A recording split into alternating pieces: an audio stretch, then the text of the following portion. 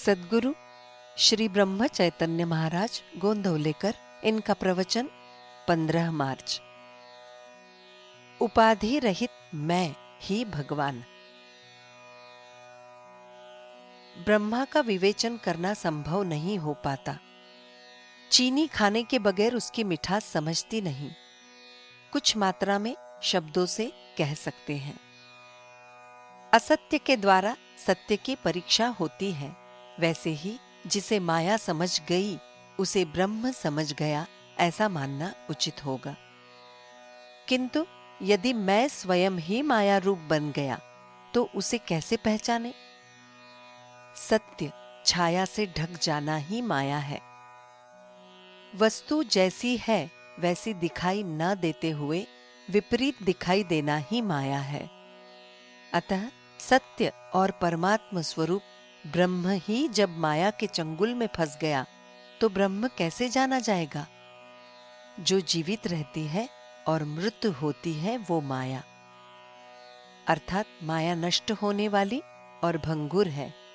जो मुझे शाश्वत आनंद से दूर ले जाती है वो माया है।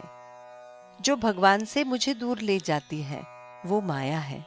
इसलिए जिससे शाश्वत सुख प्राप्त होता है, जो माया के चंगुल से मुक्त होने का मार्ग दिखाता है, वही सच्चा तत्वज्ञ है। केवल भगवान ही सत्य स्वरूप है। उसकी प्राप्ति के लिए जो जो करना हो वही सत्य है। ये समझना कि मैं भगवान का हूं, यही आत्मनिवेदन है। आत्मनिवेदन का मतलब है परमात्मा को जानना, अर्थात माया को दूर हटाना। वास्तव में उपाधि रहित जो मैं हूं वही भगवान है। उपाधि रहित बनना ही भगवत रूप होना है। किनारे की ओर से पानी की ओर जाते समय ऐसी एक जगह आती है कि जहां रेत समाप्त हो जाती है और पानी शुरू होता है। मतलब उस रेशा के इधर रेत और उधर पानी होता है। ये बीच की स्थिति तुर्यावस्था है। यही मैं ब्रह्म हूं का भान होता है। निर्गुण परमात्मा और इस संपूर्ण सृष्टि को जोड़ने वाली कड़ी है ओमकार।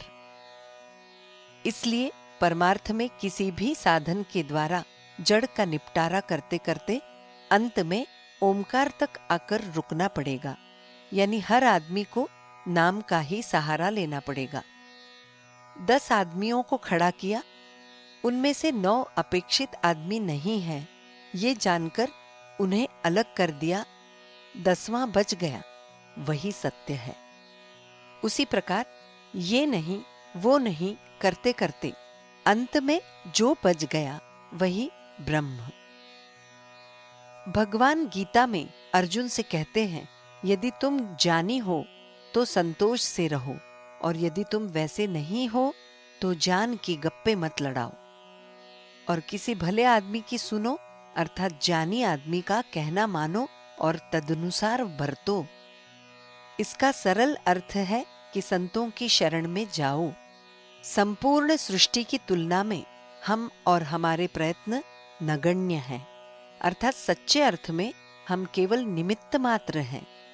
इसलिए अपने जीवन में आने वाले भले बुरे कर्म ईश्वर के मनोगत हैं, ऐसा माने। वेदांत आचरण में लाने के सिवाय इसका कोई उपयोग नहीं। जानकी जीवन स्मरण जय जय राम।